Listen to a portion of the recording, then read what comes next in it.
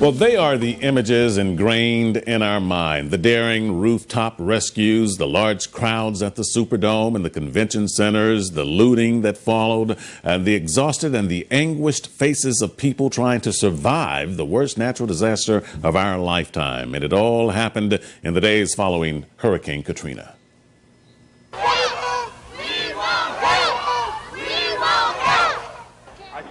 Cries for help were unanswered for days until they called in an ace, the Ragin' Cajun, some called him, a native son of Louisiana who rose to the ranks of Army Lieutenant General. I got buses, I've got troops, I've got doctors, I got helicopters standing by, I've got backup troops, and I got medical capability across the street. Lieutenant General Russel Honore was appointed as commander of Joint Task Force Katrina on August 30th, 2005. And he's just retired his post and from the U.S. Army last month. And he's now starting to speak out about his experience in the midst of all the cleanup and the chaos there. Lieutenant General Honore joins me now from Washington, D.C. What a pleasure it is to speak with you, sir. You know, they say that some great leaders are born. They're not made. Were you born to handle the chaos of the immediate aftermath of Katrina? Well, Art, that's a good question, and it's one that I've pondered over the years, and I've often been asked that by junior officers in the Army. But I think it's a combination of both. You get reinforcement as a youngster with your family. You go through an education system that shape you and challenge you. But there may be some skills in terms of speaking and personality that affect you as a leader. But I can tell you, by the time I got to Katrina, I had 35 years of good Army leadership taught to me by non-commissioned officers in the Army and the Army school system. At one time, our bumper sticker in the Army about leadership was be, know, do.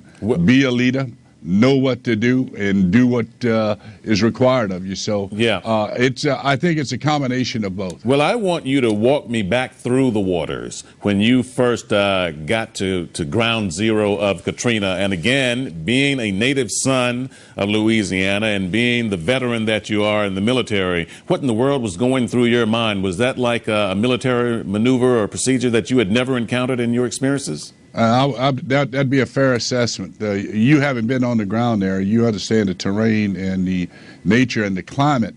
On the morning I arrived, which I went into Mississippi on Tuesday, and Tuesday night I was given a mission by the Pentagon to go help with the evacuation of New Orleans. And in doing so, Wednesday morning I flew in at 9:47 on a Navy Seahawk helicopter.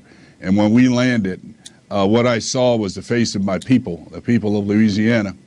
In many cases, a pace of the poor, a patience that I had never witnessed before since my earlier childhood in Louisiana. Yeah, General Honore, not to cut you up, you also saw guns on the street. A lot of the people were brandishing weapons, including members of the military, and there needed to be some control to that, and you took that control. How did you do it?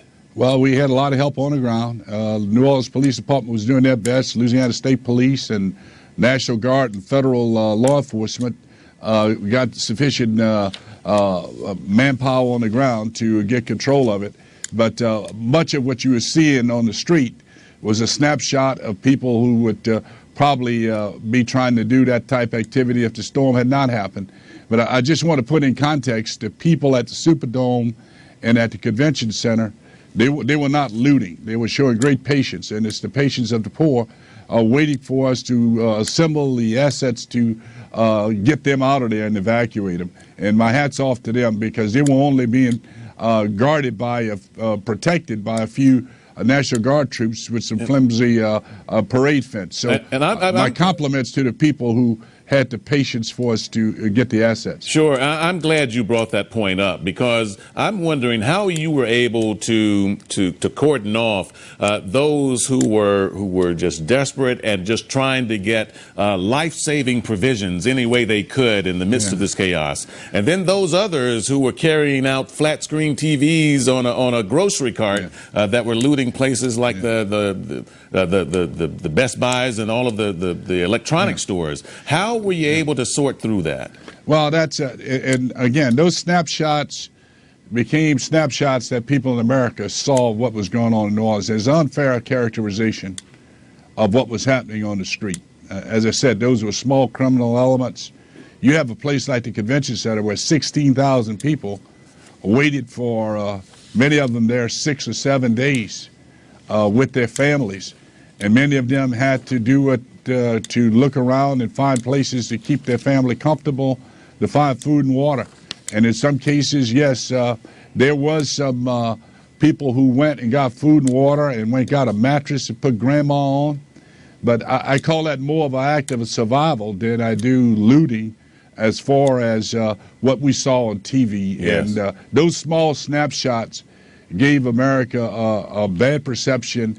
And early on, I knew how a job would be to try and turn this around, that this is more about poor people trying to be evacuated than a few thugs who are breaking into shops and stealing widescreen television. Sure, and I am absolutely positive, having been there and having talked to people about you, Lieutenant General, that people absolutely hold you in the highest esteem for how you were able to go into the theater there and take charge of that situation. And as I said at the onset, bring some calm to what was happening there, at least as best you could. And we appreciate your service to the United States of America, sir. Well, thank you very much. And Art, one of the things I'll be working here in the coming months is we're going to publish a book about that experience. But bigger than that, we're working with universities and with local governments to talk about the culture of preparedness, to prepare this nation, starting in the home, starting on our streets, and starting in our schools and our neighborhood, that we need to have a culture of preparedness, meaning that preparedness is a part of our lives, that we go from one season to the next each year, and in each season there are things we do to prepare our homes and our families in the event we have to evacuate, or in the event a hurricane is coming, or in the event there's a flood, or God forbid, as happened in Florida last week, what happened if we lose power for 3 days? Absolutely, and we'll all be looking for that book with great interest. Lieutenant General Russel Honore, thank you very, very much. And by the way, just like to let you know that the Lieutenant General will be the speaker at the Mount Olive Baptist Church in Arlington, Virginia. This event is free. It is at 7 o'clock. It is open to the public. And if you would like more information, you can visit online at www.mountolivebc.org. Go out and support Lieutenant General Russel Honore. John Wayne, as Mayor Ray Nagin called him when all that was going on.